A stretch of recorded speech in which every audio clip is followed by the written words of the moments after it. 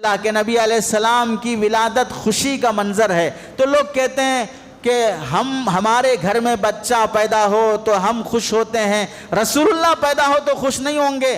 हम पूछते हैं बदतमीज़ी और बेवकूफ़ी ना करो, खुश होना अलग चीज़ है, खुशी मनाने के अलग अलग तरीक़े ईजाद करना अलग चीज़ है। बच्चा पैदा होने पर जुलूस लेके निकलना कौन सी रिवायत में है? बच्चा पैदा होने पर केक काटना कौन सी हदीस में है? बच्चा पैदा होने पर झंडियां लगाना कौन सी हदीस में है? ऐसे ही रसूलुल्लाह के पैदा होने पर खुशी मनाना, मनाने का तरीक़ा महबूब से मोहब्बत दो बुनियादों पर की जाएगी।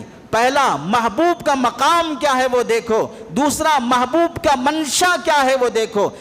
बीवी से भी मोहब्बत है, माँ से भी मोहब्बत है, बेटी से भी मोहब्बत है। बीवी कैसी मोहब्बत तुमसे चाहती है, माँ तुमसे कैसी मोहब्बत चाहती है, बेटी कैसी मोहब्बत चाहती है, हर एक मोहब्बत चाहती है, लेकिन चाहत के तरीक़े मुख्तलिफ हैं।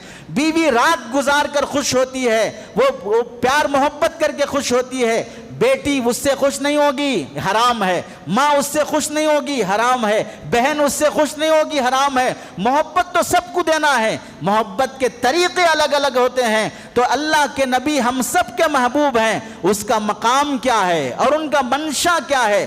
अब बीवी कैसा मोहब्बत चाहती है, उसे उसकी मंशा के खिलाफ माँ जैसी मोहब्बत कर रहा है, बीवी के पैर दबा रहा है, सर में तेल लगा रहा है, बीवी के साथ सोहबत नहीं कर, हमें मेरी माँ की तरह हो।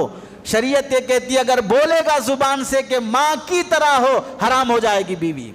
जब तक उसका कफ़ारा अदा नहीं करेगा उस वक्त तक बीवी तुम्हारे लिए हलाल नहीं होगी। वजह क्या है? बीवी को बीवी के जैसी मोहब्बत दो, माँ को माँ के जैसी मोहब्बत दो। दो मोहब्बतों में खलत मलत पैदा ना करो। ऐसे ही रसूलुल्लाह सल्लल्लाहु अलैहि वसल्लम का मकाम आला है, उस महबूब को अपने बच्चे पर क़ियास कर रहे हो, ये खुद बेवकूफ़ी है।